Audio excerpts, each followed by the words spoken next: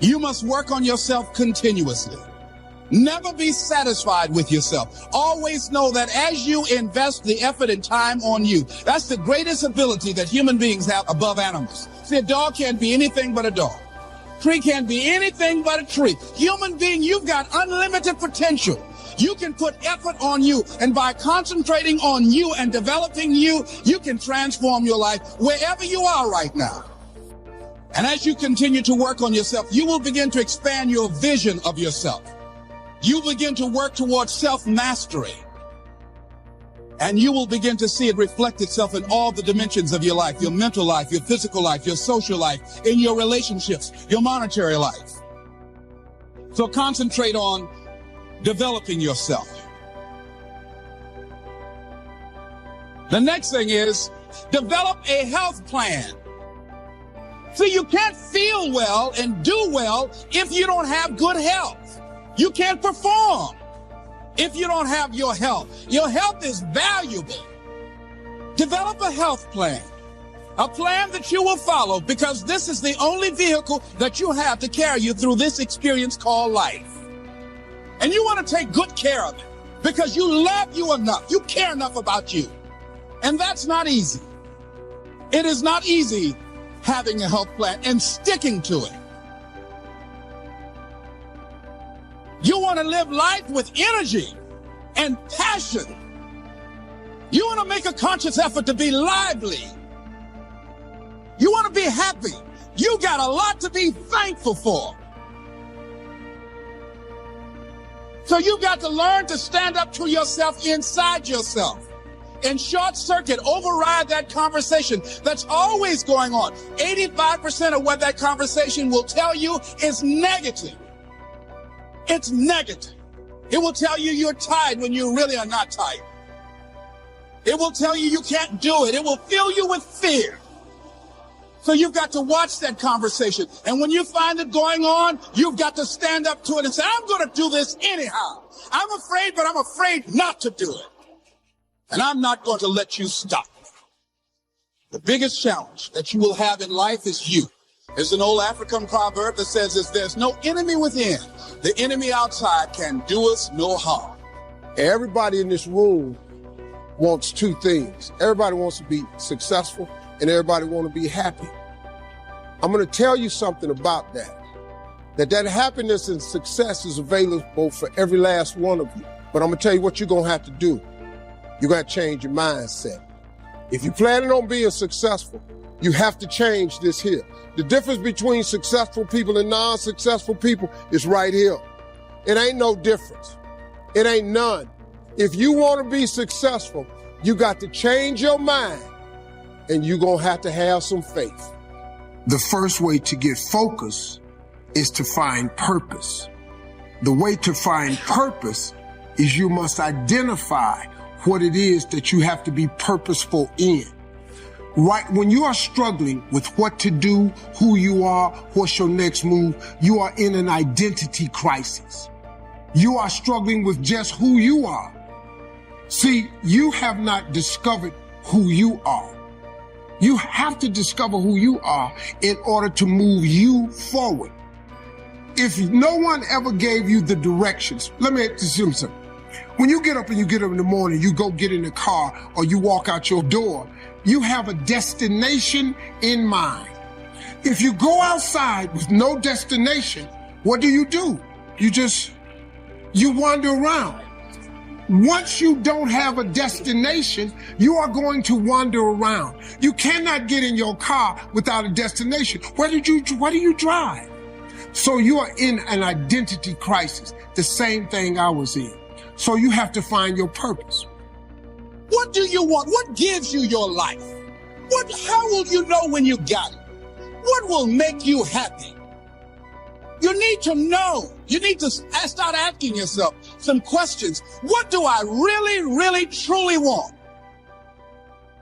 And you need to be exact about that. Don't be vague. Oh, I just want to be happy. That's too vague. What will make you happy? How will you know when you got it? In what you've done with your life thus far, is it giving you what you want?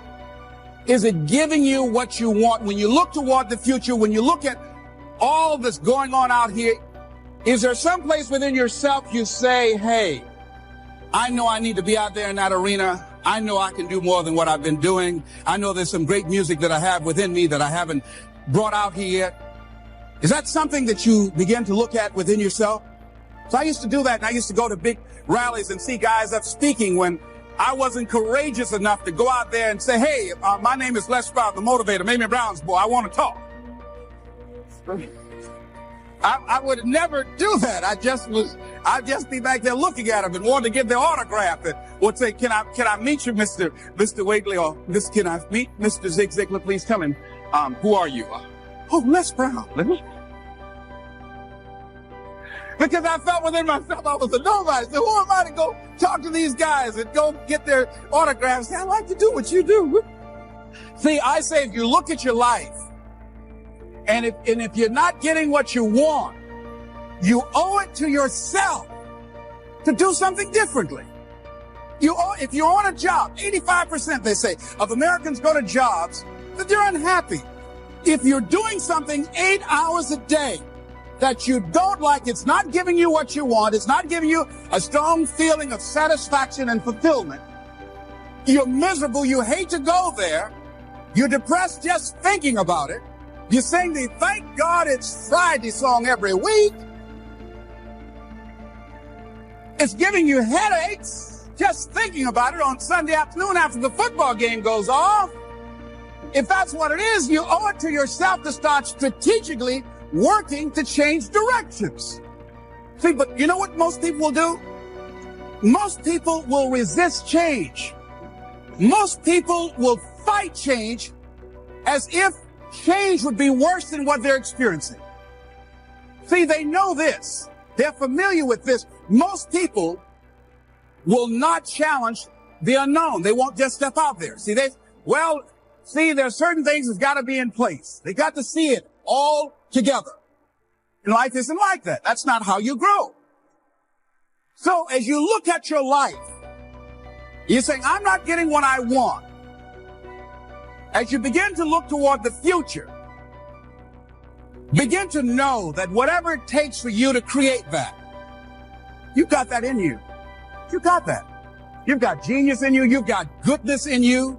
You've got creativeness in you. If you decide to take the initiative to change the current quality of your life, I say to you that you will find that the universe is on your side, that life is on your side.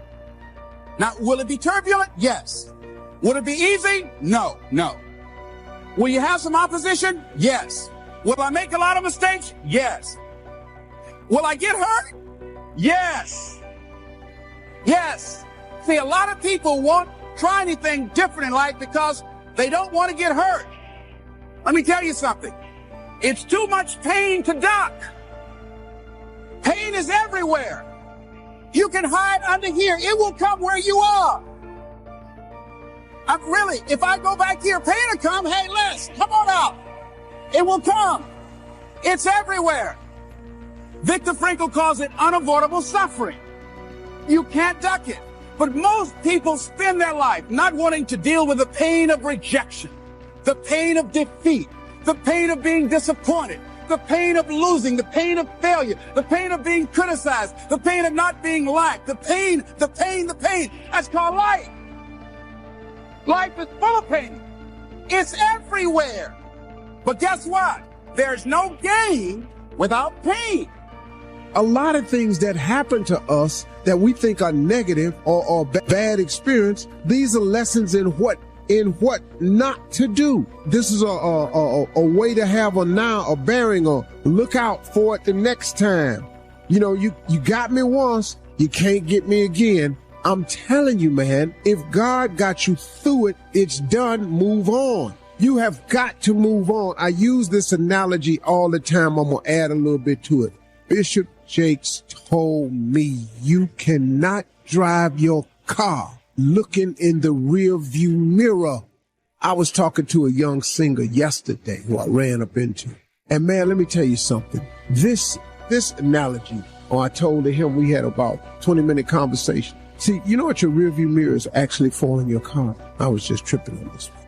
Actually, your rearview mirror is designed, and this is what I use it for. After I pass a car and I want to merge into that lane or I want to make another move, I look up in the rearview mirror, and all I use it for, it shows me that I've gotten past it and I got enough room now clear to make my next move.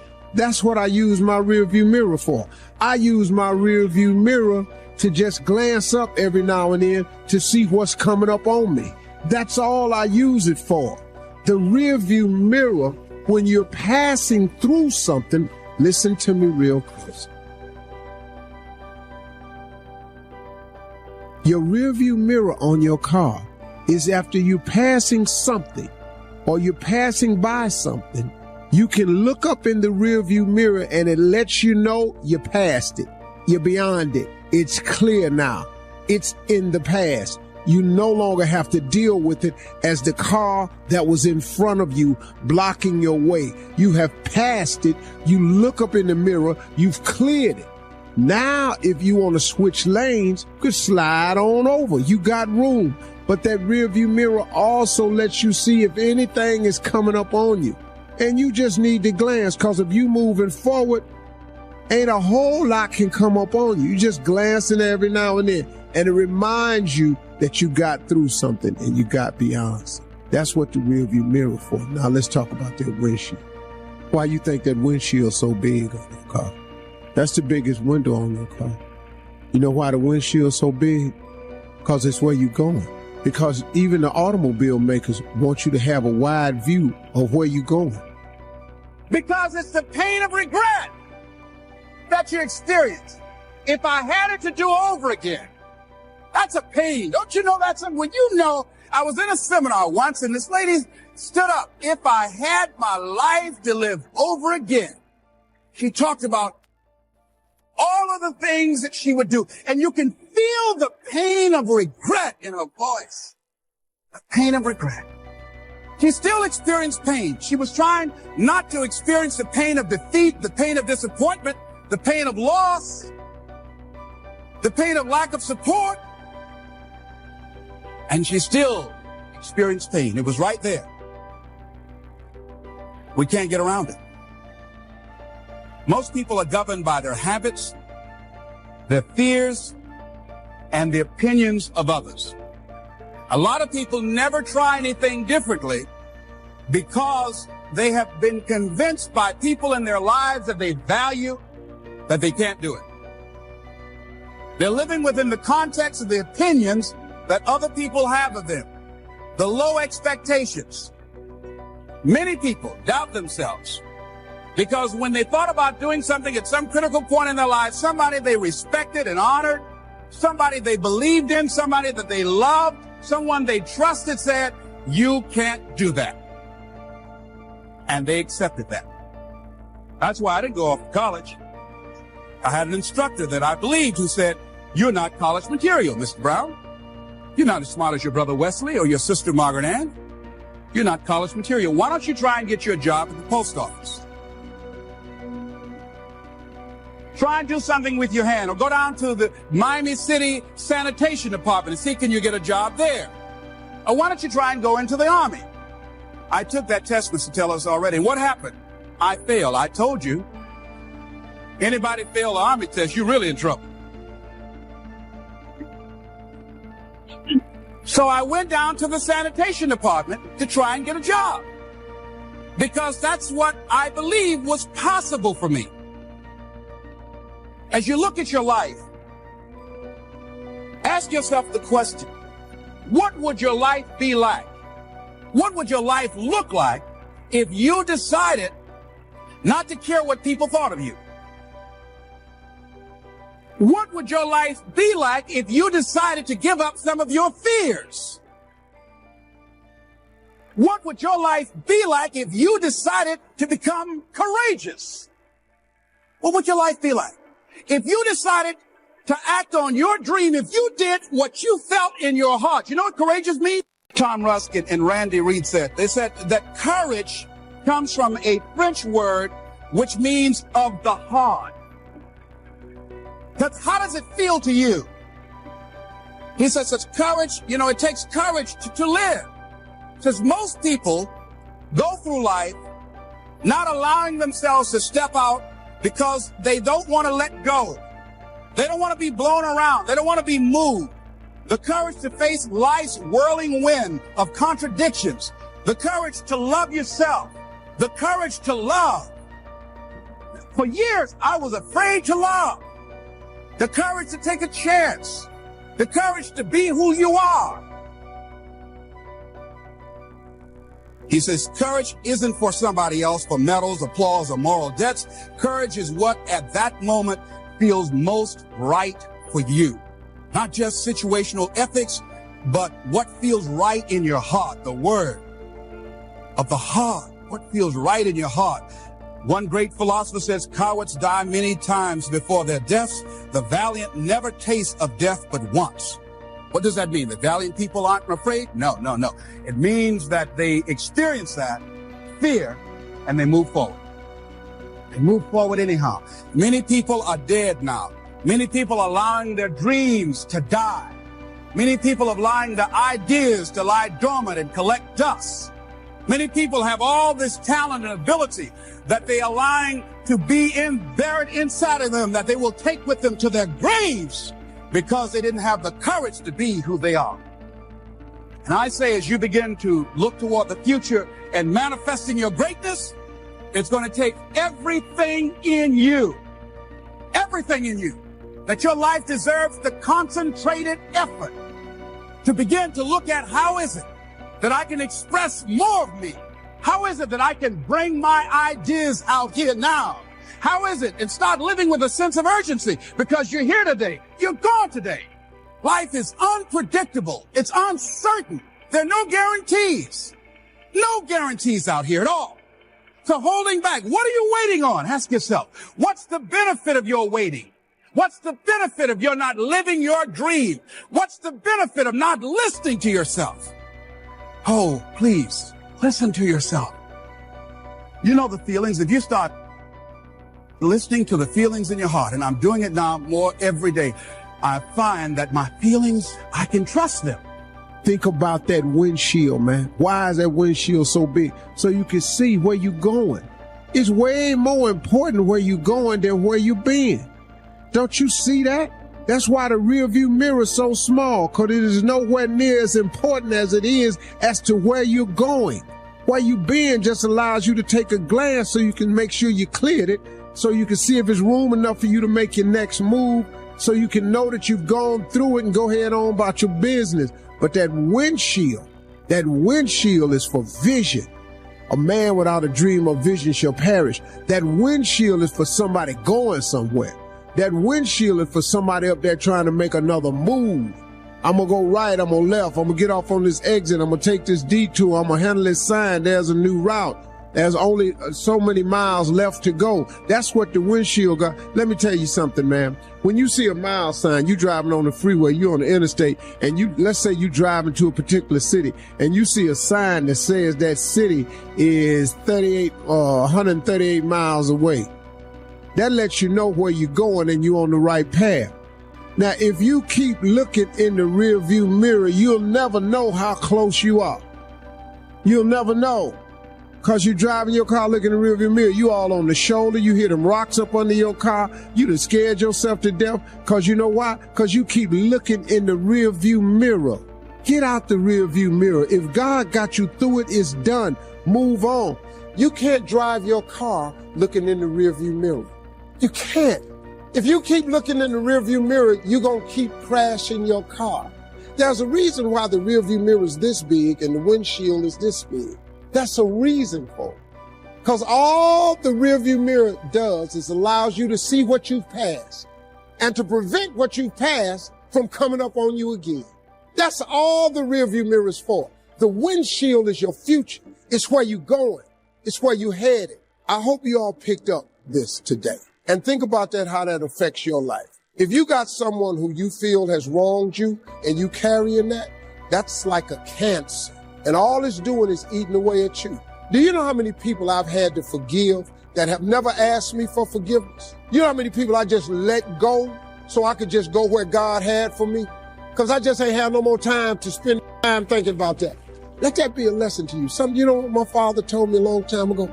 He said, son, when a fool is talking, listen very carefully. Because listening to a fool is important. Because knowing what not to do is just as important as knowing what to do. Look, man, if you got something that's been bothering you in your life, get past it. I've always known this, but somebody told me something one time about forgiveness.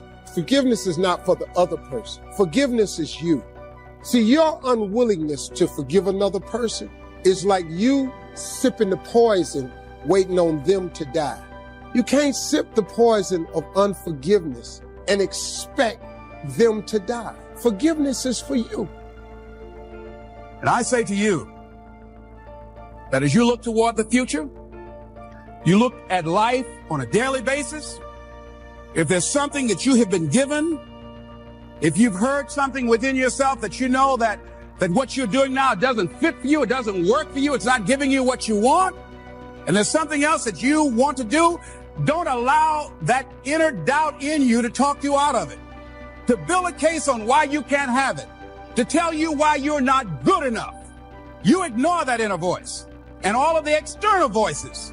Don't judge the possibilities for what you can do based upon the circumstances, because the circumstances won't determine who you are. Don't determine what you're able to do based upon your resources.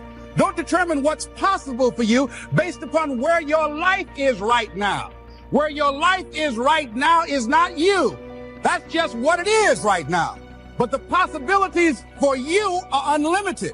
If you're in a rebuilding process, it's unlimited. If you're coming back from adversity and devastation, it's unlimited of what you can do. That's the capacity of human beings. It doesn't matter how many mistakes you've made. It doesn't matter how many flops you've had.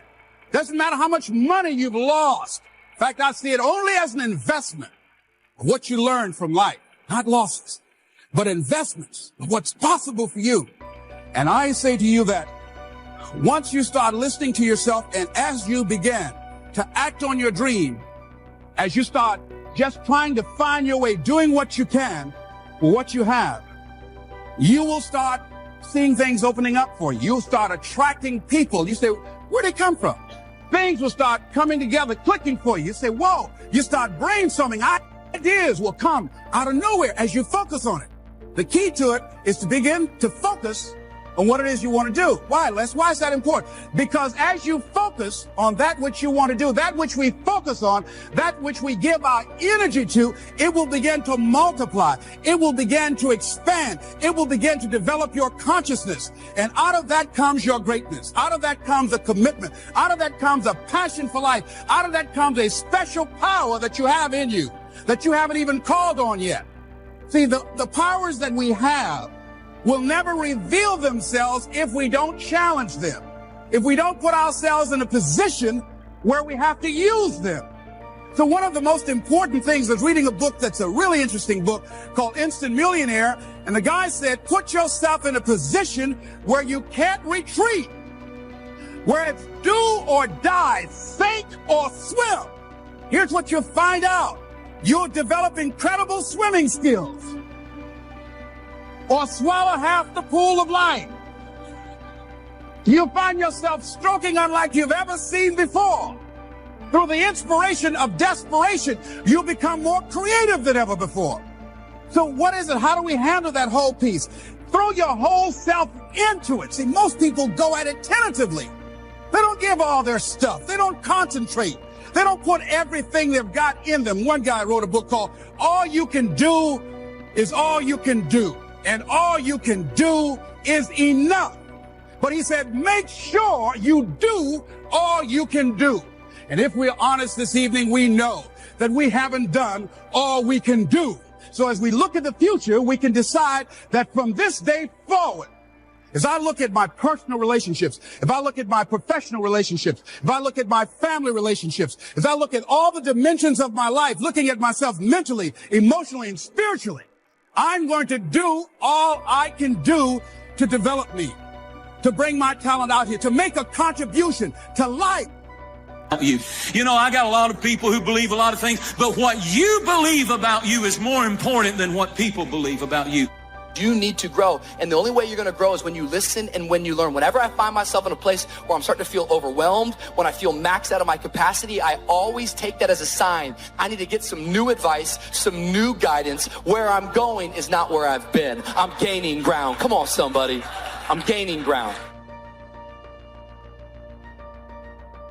What would your life be like if you decided to become courageous? You know, it takes courage to live. Most people go through life not allowing themselves to step out because they don't want to let go. They don't want to be moved. The courage to face life's whirling wind of contradictions. The courage to love yourself. Gone through the same process and evolved. You can't sit with somebody who's invested 30 years in and be respected as an equal when you got 3. There are some things only experience can teach you. And until you pay your dues, don't run with horses when you're tired from walking with men.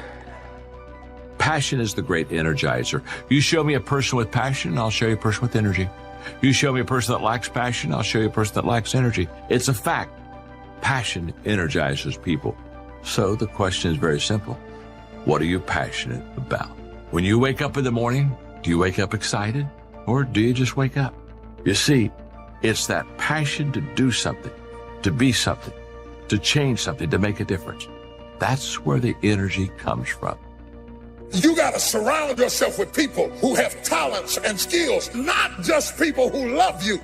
I'm glad you love me, but loving me won't bring these fish in. I want to know, can you carry some weight? I'm talking about somebody who can carry the weight when the net is about to break. You are carrying so much weight and so much responsibility that you are at the breaking point. And you can't even tell anybody that you're at the breaking point because you have a Superman complex and you're trying to be there for everybody. But the reality is the weight of what you're doing is breaking your nets. Do you define yourself by your emotions? Do you define yourself by your status? Do you define yourself by your lowest point? Do you define yourself by your highest achievement? All of that is dangerous. Because the moment you start believing that you are what you do or you are what you went through, there's a bleeding on the inside that happens when your sense of self-worth flows from what you do and what you go through. It first starts with decision on your part. And may I add, well, you should decide. Why let worry continue to take money out of your pocket and bank account? Why let worry any longer keep you from becoming all you can be? Why let it rob you of better friendships, better family relations, better profits, better results? It's a burden you can get rid of. Why not be rid of those sinking, nagging feelings that all is not going to be well, that you can't do it, that it won't work out for the best? Worry is undue concern that takes up too much of your mental and emotional time. So how will I know when I found the purpose of my life? You decide what it is. You discover it and you decide this is it. Maybe later on I'll refine it. I probably will. But for right now, this is why I'm playing the game of life. This is what it's about. Every day, if I'm just being this way, if I'm just doing these kinds of simple things, then I know I'm on track. I know there's a reason for my existence. And so although you may believe it to be true about you, these doubts and negative thoughts you have, these were not your original thoughts. That's a powerful thing to understand because you weren't born this way. You weren't born doubting. You were born perfect. You were born believing you were going to do something great. You were born believing you were going to do something special with your life. As a baby, I promise you, you had no negative self-talk. You had no negative self-doubt. These are external sources. There's somebody else's thoughts they gave you because of how they felt about themselves. If you're offering words of wisdom to someone in the genuine attempt to help and they treat that with contempt, then shut up because you're demeaning your words by throwing them away. Self-confidence is self-trust. Self-confidence is building a reputation with yourself that you keep your word to you, that you keep the promises you make to you. Somebody with self-confidence has a reputation with themselves that I do the things I say I'm going to do. And so the cool thing is, self-confidence is an internal game. You do not need external accolades, external admiration in order to build self-confidence. You don't need any of those external forces. It's all done internally. You control this. And you control this by beginning today to keep the promises you make to yourself. It's not good enough just to keep the promises you make to yourself. You must acknowledge it when you do it to you to give yourself credit to create confidence momentum. You can't take that old story into the new identity. One of the things we have to do to create a new identity is to begin to tell a new story. What's your new story? Who are you now? What are you all about now? Where are you going now? What's this new version of you? If you don't know, you can drastically change your income, change your future, change your health, change your marriage, change everything. If you don't know that, some people then go year after year after year not making much change simply because they didn't get to the class. And if you just rock along, I'm telling you it's okay. Anybody can live any way they choose, but I'm here to tell all of you that if you wish to, it's possible to make the next 3 years totally different than the last 3. Change that. It's easy to blame the other person, but start taking ownership for where you are. Are you proud of how you have been living your life? Have you explored your natural talents, your gifts, by enthusiastically trying a variety of activities? So we must be like life itself. Respond to the people who deserve it by taking the first step. Even God himself says, if you move toward me, I'll move toward you. That's the condition. Now, learn to work with the people who deserve it, not the people who need it. Now, here's what's the next step. Teach people how to deserve your time. Ladies and gentlemen, a lot of us have so much talent and abilities, we just put them back on the back burner, or just left them aside someplace. Never did anything with them, never brought them out here. What are you sitting on? What gifts are you sitting on? Have you resigned yourself to a life feeling that nothing can be done to change your future or your circumstances? Some people will not accept the new thing God puts in your heart. They're stuck in what was while God is telling you what is. It's new levels. It's greater influence. It's uncommon favor. Don't let the fear of what people are going to think keep you in your box. Your brain literally goes to work on finding the evidence to prove you right. And so that identity, you're constantly reinforcing it. If you believe a certain worth about yourself, that impacts the type of action you're willing to take. So if there's a goal you've got set, it doesn't matter what it is, pick a goal. To the extent that you believe it's consistent with your identity is to the extent that you will make an effort towards it. You don't know how strong you are until you have to be strong. Oh, anybody can have faith when you got a job, your marriage is working, you got money in the bank. Oh, you can have faith then. But faith not tested can't be trusted. Listen to me. Listen to me. Desire discovers talent, right? If your why is deep enough, right? So something, you have a dream, you have something you want to do, and you know it's going to change your life. So what's the why? What's the reason you're doing it? Well, I'm doing this because of my kids. I want to be able to express myself in this universe, all right? That's your why. See, the why will take care of the how. So if you don't have the how, don't worry about it. Leap anyway. If you don't produce, you won't be happy. Here's number 2, good friends. The greatest support system in the world is good friends. You got to work on that. Spirituality. If you are a believer, here's what you must do. Study, practice, and teach. Whatever's valuable to you, study, practice, and teach. The other thing is acknowledge your fears and then go into action. Anybody who's ever done anything, who's ever taken a chance, doesn't mean that they're not afraid. Courageous does not mean being the absence of fear. I think that being courageous is willing to do it because that's what you feel and you're going to do it anyhow. What is it about you that's different than your friends? I know I can do more than what I'm doing. I can have more. See, that's the difference between people who make it and people who don't make it. You have a power in you to overcome anything that you are confronted with. You trying to convince me or anybody else that you want to get it when you partying all week. What you got the latest iPhone for? can you technically afford that? See, everything about what you're doing and the moves that you're making is getting in the way of the big picture. You still partying, you still popping bottles with models, you doing the most. You trying to convince everybody around you that you on, but you're not on. It was good enough for my father, and it's good enough for me. This is the man we ought to ask to use the telephone his father used, and drive his dad's old car, and wear his old clothes, and eat his food, and live in his house. No, what was good enough for my father is not good enough for me. Everything is changing, and the wise man or woman is the one who takes a yes attitude toward life, who looks for and expects change and improvement in every department of life.